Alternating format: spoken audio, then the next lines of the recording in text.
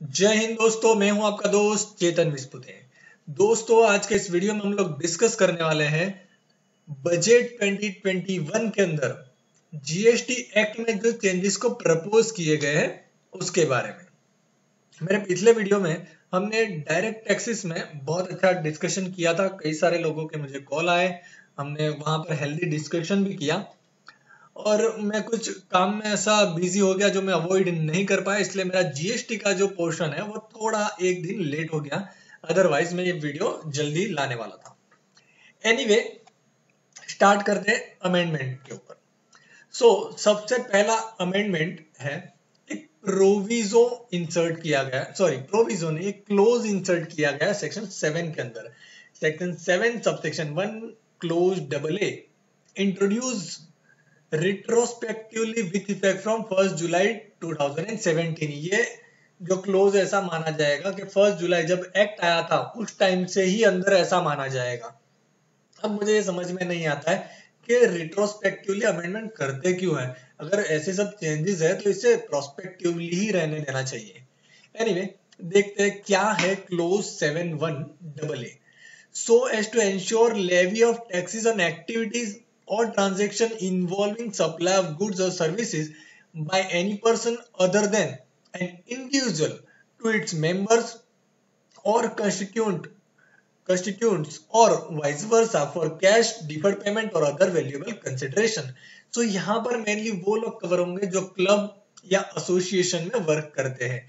सबसे पहले ये जो डेफिनेशन दी है, यहाँ पे जो क्लोज इंसर्ट की गई है, अगर आप शेड्यूल 2 पैराग्राफ 7 अगर पढ़ोगे तो ये इसके साथ मैच करता है। वहां पर शेड्यूल 2 में कहा था activities which are neither supply of goods neither supply of the services.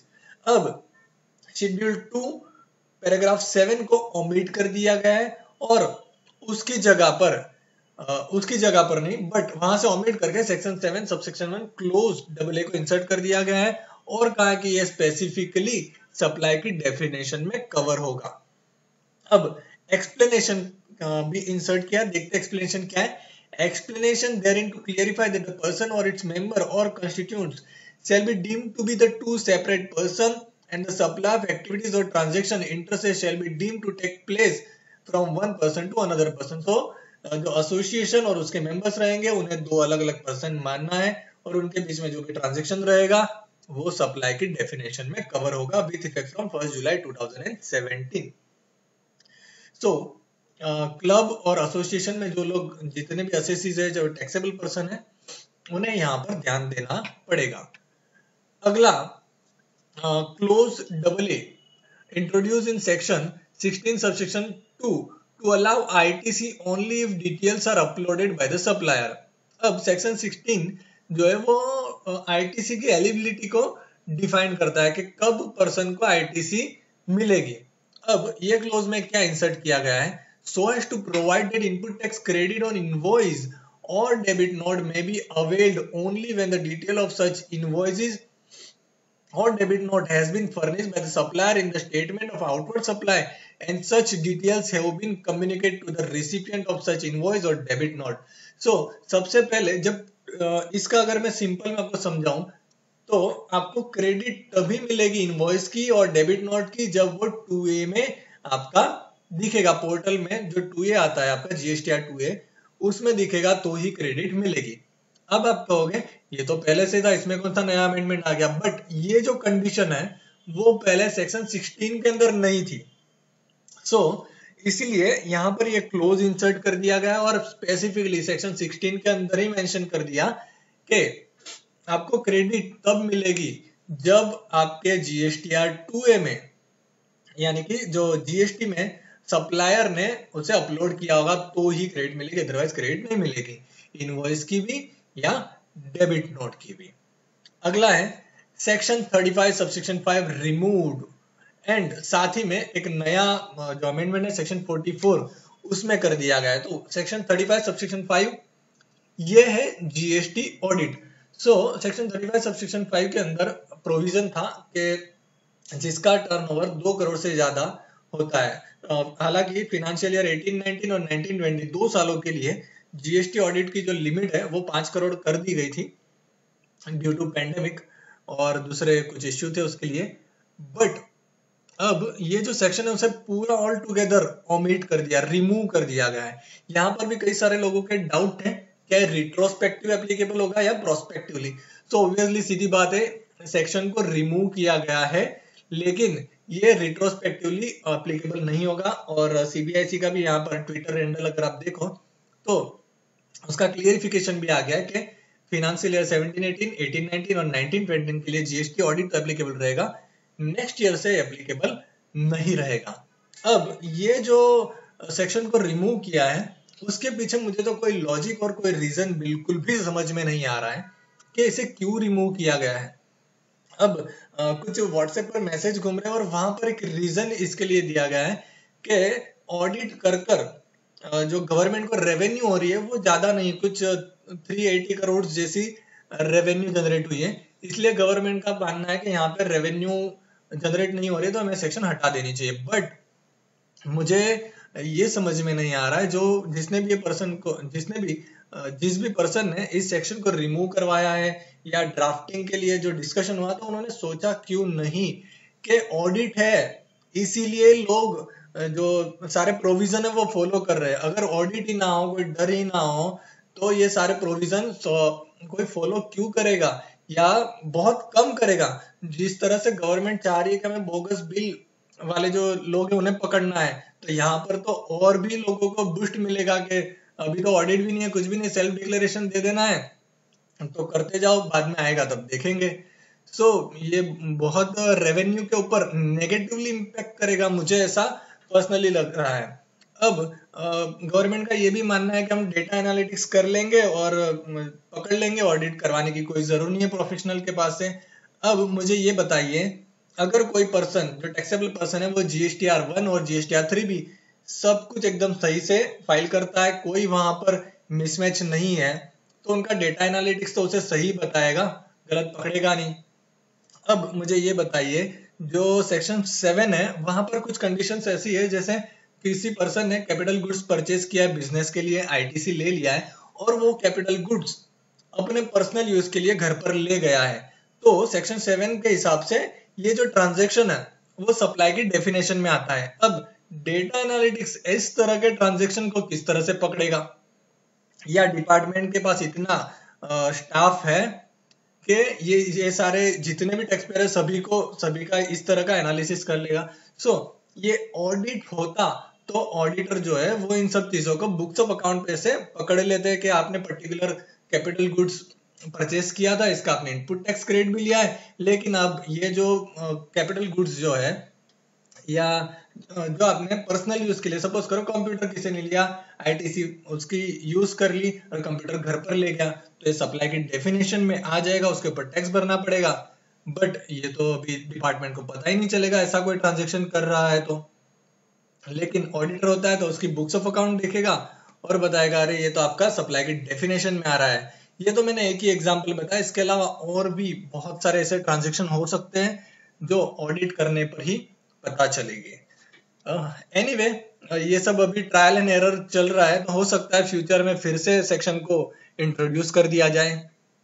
Okay, आगे देखते हैं section 44, new section for section 44 of the CGST act, so as to remove the mandatory requirement of furnishing of reconciliation statement duly audited by the specified professional and to provide for filing the annual return on self certification basis। तो अब यहाँ पे audit जो 9C file करना था वो नहीं करना है, इसकी जगह पर सेल्फ सर्टिफाई कर देना है असेसी को।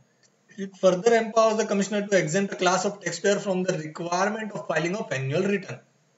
कमिश्नर को भी राइट दे दिया गया है कि specified class of the tax payer को एनुअल रिटर्न फाइलिंग में से एग्जेम्प्ट कर सकते हैं। इसी पॉइंट रिगार्डिंग मेरे एक फ्रेंड के साथ मेरी बात हो रही थी जो कि स्पेसिफाइड प्रोफेशनल यानी कि चार्टर्ड अकाउंटेंट और कॉस्ट अकाउंटेंट भी नहीं है, ही इज एडवोकेट। मैंने कहा ये सब हो रहा है, तो उन्होंने कहा कि ये नहीं होना चाहिए था। उसका रीजन उन्होंने बहुत इंटरेस्टिंग और बहुत अच्छा दिया, वो मैं आपके साथ शेयर करना चाहता हूँ। उन्होंने कहा कि बहुत सारे प्रोविजंस आते थे और उसके इनपुट टैक्स क्रेडिट नहीं मिलती थी। हम टैक्स पेयर को समझाते थे कि भाई देखो आपका ऑडिट होने वाला है और आप ये मत करिए, अदरवाइज सीए जो है वो ऑडिट के टाइम पर आपका ऑडिट रिपोर्ट साइन नहीं करेगा। सो अब वो जो टैक्स पेयर है उस चीज को मान लेते थे और अननेसेसरी जो रेवेन्यू लॉस होने वाला था गवर्नमेंट को वो नहीं होता था। अब क्या होगा, ऑडिट तो होने ही नहीं वाला है। सो लोग क्या करेंगे, अननेसेसरी क्रेडिट लेंगे, उसके भी चांस बढ़ जाएंगे। सारे लोग लेंगे ये बात नहीं कहूंगा, बट जिनका जो बोगस बिल बनाते हैं उनको तो कोई बात का डर ही नहीं रहेगा। एनीवे, अगर इस पॉइंट के ऊपर डिस्कस करें तो काफी लंबा वीडियो हो जाएगा, तो हम आगे ज्यादा डिस्कस नहीं करेंगे। अगला है proviso under section 50 subsection 1 is substituted retrospectively from 1 जुलाई 2017। अब ये एकदम सिंपल है कि जो इंटरेस्ट की लायबिलिटी जो रहेगी वो नेट पर रहेगी, ना कि ग्रॉस के ऊपर, और इसे रिट्रोस्पेक्टिवली अमेंडेड कर दिया 1 जुलाई 2017 से। सो ये एक अच्छा अमेंडमेंट और वेलकम अमेंडमेंट था। अगला है amendment to section 74। Clause 104 of the bill seeks to amend section 74 of the CGST Act so as to make seizure and confiscation of goods and conveyance in transit separate proceeding from the recovery of the tax. So जब e-way bill बनाते वक्त कुछ mistake हो गई हो तो वहां पर आपका जो कन्वेंस है और गुड्स है उसे कन्फिस्केट कर लिया जाता था। सो अब रिकवरी ऑफ द टैक्स और पेनल्टी, ये दो प्रोसीडिंग को डिफरेंस कर दिया गया है। पहले क्या होता था, टैक्स पे करना पड़ता था, उसके बाद ही जो कन्फिस्केशन जो गुड जो कन्फिस्केट हुए वो अलग होते थे। बट अब क्या होगा, टैक्स को बाद में फाइल कर सकते हैं और कन्फिस्केटेड गुड्स जो है वो पेनल्टी पे कर छुड़वा सकते हैं। अगला है section 83 subsection 1 is replace to allow attachment from day 1 till the order date. अब क्या कर दिया, जिस दिन से डे 1 से जिस दिन अटैचमेंट कर दिया वहां से लेकर जो प्रॉपर्टी है ऑर्डर आने तक अटैच रह सकती है, ऐसा सेक्शन 83 सबसेक्शन 1 में अमेंड कर दिया गया है। सो यहाँ पर डिपार्टमेंट ने अपना पावर जो है वो और बढ़ा लिया है। अगला है proviso inserted in section 107 subsection 6 to make 25% penalty amount mandatory for filing of appeal. So यहाँ पर भी अमेंडमेंट करके डिपार्टमेंट ने जो है अपील में जाने वाले लोगों की जो नंबर से उसे कम करने की कोशिश की है और कहा है कि आप जब तक 25% अमाउंट पे नहीं करोगे तब तक जो है अपील में नहीं जा सकते। 25% ऑफ द पेनल्टी पेमेंट, जो पेनल्टी होगी उसका 25% पे करना ही पड़ेगा। देखिए क्या लिखा है, section 107 of the CGST act so as to provide that no appeal shall be filed against an order made under section 129 subsection 3 of unless a sum equal to 25% of the penalty has been paid by the appellant. So 25% penalty का payment करना जरूरी है, तभी appeal में जा सकते हो। अब अगला है सेक्शन 129 और 130। ये दोनों सेक्शन जो है साथ साथ में चलती थी, अब इन दोनों को डीलिंक कर दिया गया है। सेक्शन 129 जो है related to detention, seizure and release of the goods, और सेक्शन 30 जो है confiscation of the conveyance and levy of the penalty. So conveyance means आपका जो ट्रांसपोर्टर का जो क्या कहते हैं व्हीकल वो हो गया, और यहाँ पर 129 में गुड्स, तो दोनों को डीलिंग कर दिया गया, पहले साथ में ही होता था। अगला clause 1110 of the bill seeks to constitute section 151 of the CGST Act to empower the jurisdictional commissioner to call for information from any person relating to any matter dealt with in connection with the act. So यहाँ पर commissioner को बहुत बहुत wide power दे दिया और कहा है commissioner के पास पावर है कोई भी पर्सन के पास से वो इंफॉर्मेशन मंगवा सकते हैं रिलेटेड टू जीएसटी एक्ट। तो यहाँ पर पावर जो है कमिश्नर का बहुत वाइड हो गया है।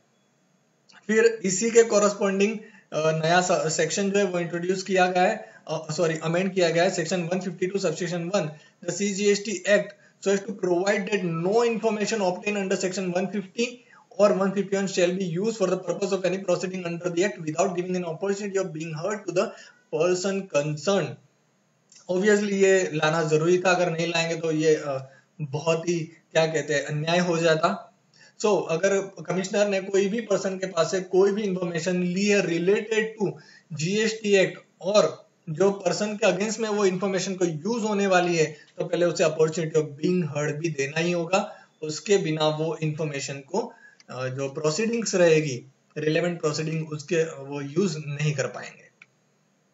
अगला और है clause 112 of the bill 6 to amend section 160 act of the CGST Act so as to enable the Judicial Commissioner to exercise the power under Section 151 to call the information. Obviously government जो commissioner है उनको power दिया गया है 168 के अंदर के आप कोई भी पर्सन के पास से कोई भी इंफॉर्मेशन कलेक्ट कर सकते हो।